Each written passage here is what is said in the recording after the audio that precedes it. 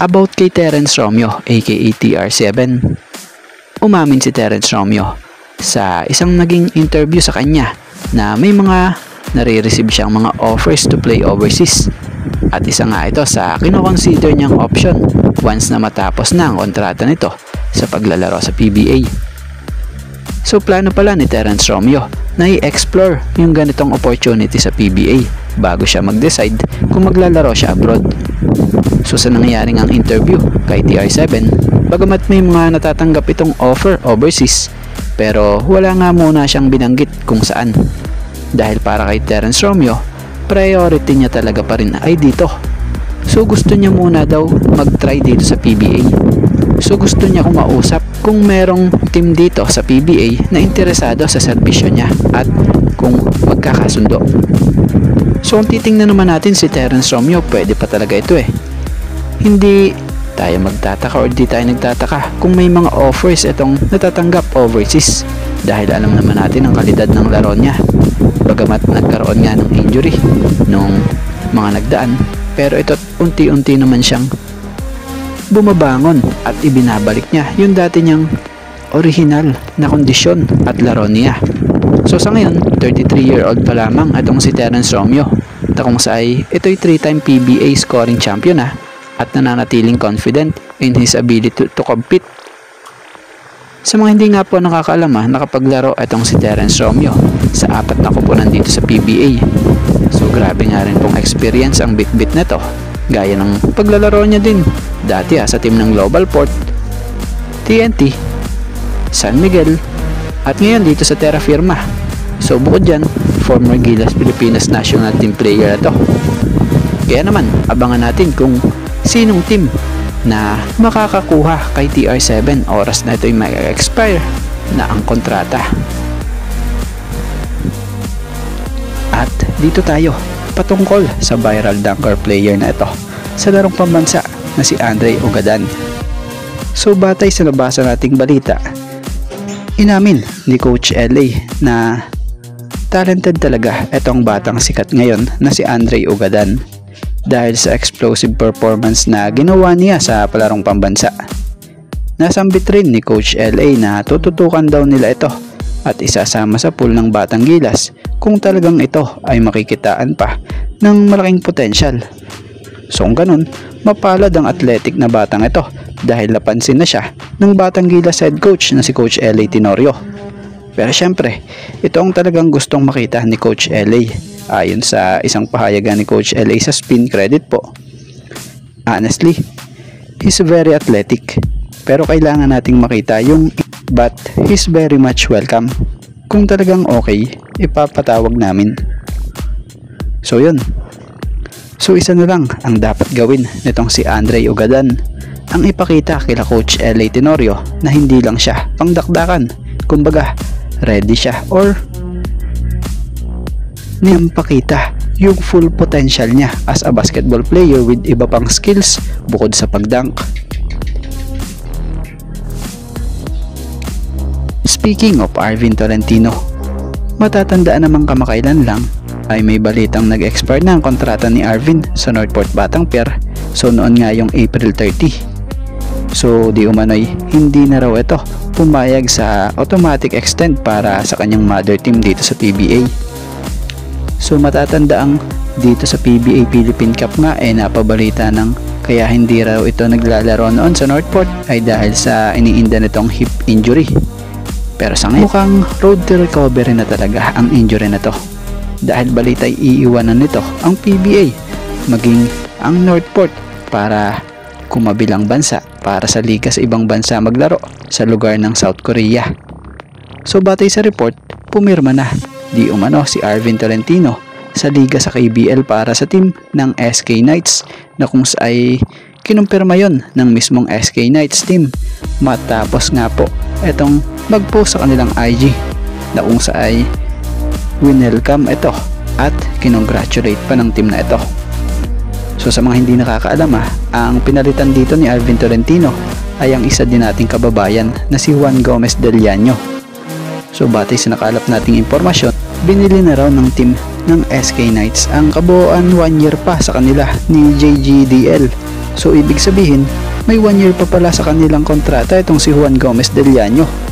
Pero dahil nga mas gusto na ng SK Knights itong makuha itong si Alvin Tolentino, eto't matinding sakripisyo itong kanilang ginawa. So mukhang hindi lugi naman din ang SK Knights kung tulad naman ni Alvin Tolentino etong ipinalit mo at ipinalit nila. Fresh pa ito dahil kakagaling lang nito sa pinakamalaking conference ng PBA na kung saan tinanghal pa itong best player of the conference ng mid-season ng PBA Commissioner's Cup at na kung saan nag-average pa nga po ito ng 23.5 points per game, 3.5 rebounds per game at 7.8 assists per game. So tingnan natin kung madadala ni Alvin Tolentino ang ganyang laruan sa KBL. At dito tayo kay Jordan Heading and Mikey Williams. Sa wakas, PBA nagbigay na ng green light or go signal para sa TNT and Converge para matuloy na nga ang trade na kung saan inaprobahan na ang pagdala kay Jordan Heading sa TNT kapalit ni Mikey Williams na napunta sa Converge. So sa nangyari nga pong deal na ito nito lang Monday na kung saan ipinost nga po ito ng PBA sa kanilang social media account na kung saan nagkukumpirma at pag-approve nito sa nangyaring one-on-one trade. So sa wakas, mukhang makakahinga na rin ng maluwag ang TNT dahil nga sa naging sitwasyon nila noon kay Mikey Williams na on and off negotiations ang nangyari.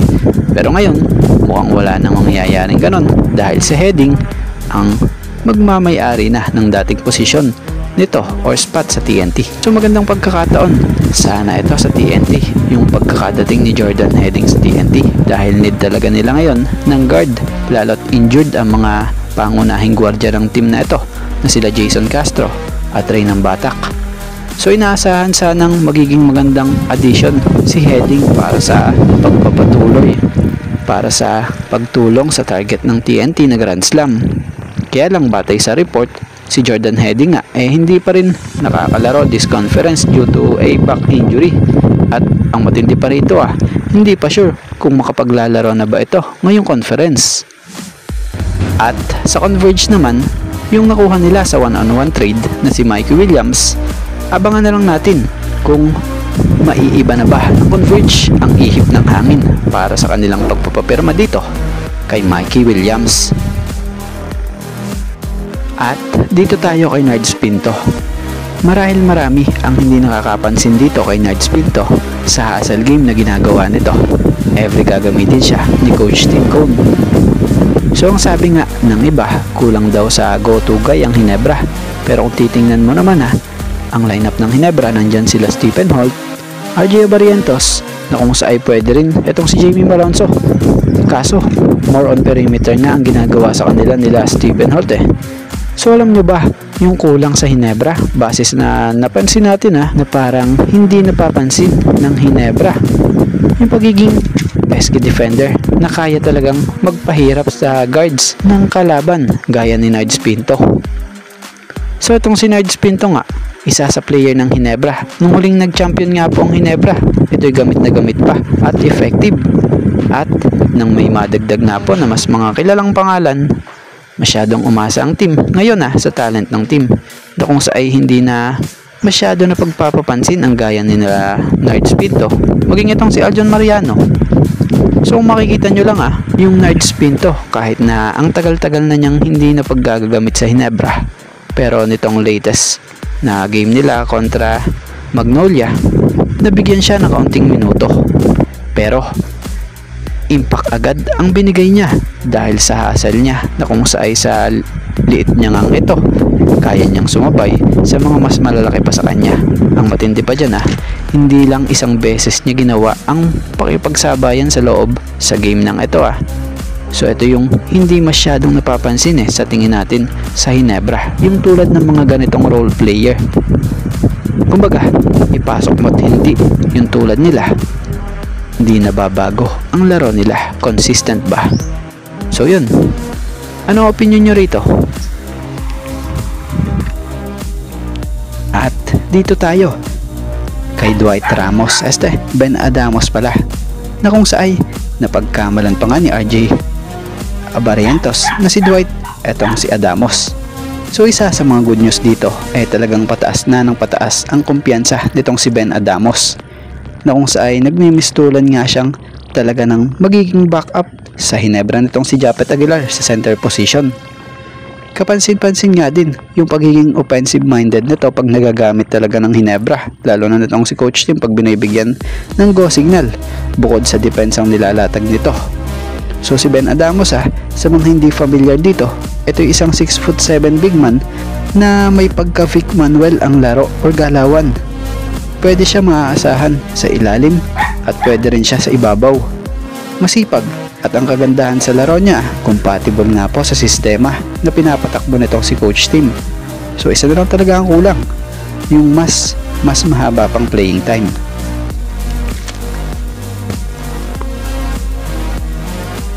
At bago nga ang lahat, baka naman po pwedeng makahingi ng isang subscription para sa ating channel or paki-follow na rin po kung nagustuhan nyo ang ating mga basketball update.